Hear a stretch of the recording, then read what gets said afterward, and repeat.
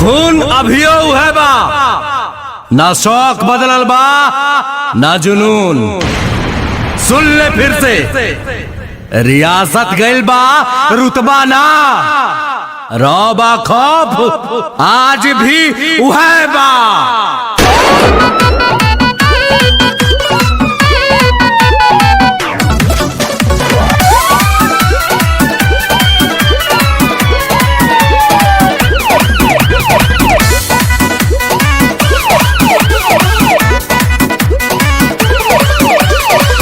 भोजपुरिया डरीला खाली बाप से, साच खाती लड़ जाई केहू के बाप से।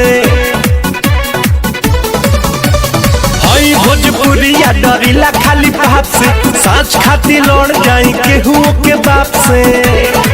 तो पीछे हटम न के तनो झमेल होई, आज जेल होई काल बेल होई, परसों से उहे खेल होई। आज जेल होई कल बेल होई, परसों से उहे खेल होई।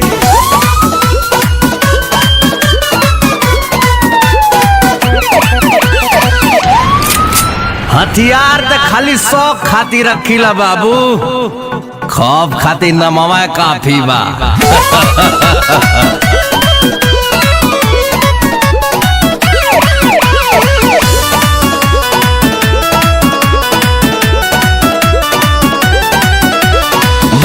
पगरिया हवा में पान बा, पिस्टल कमर में असीना उतान बा।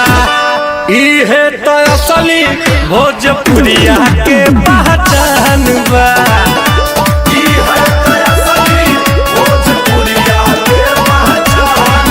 भारी सौ पाए के अकेल होई,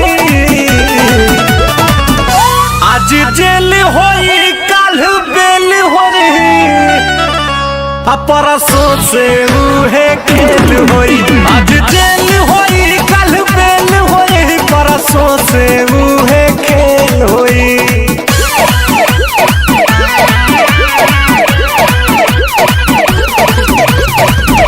जयपुर वाले जमीन पे होटल बना। हाँ देवरंजीत जी,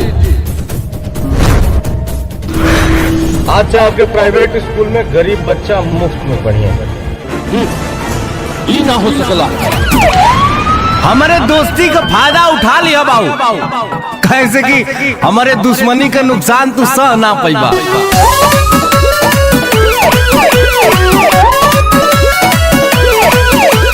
पाका हई हम अपना जुबान के, ले ले हम जान बात आई जान पे। करी ले न सही ले माटी के अपमान के,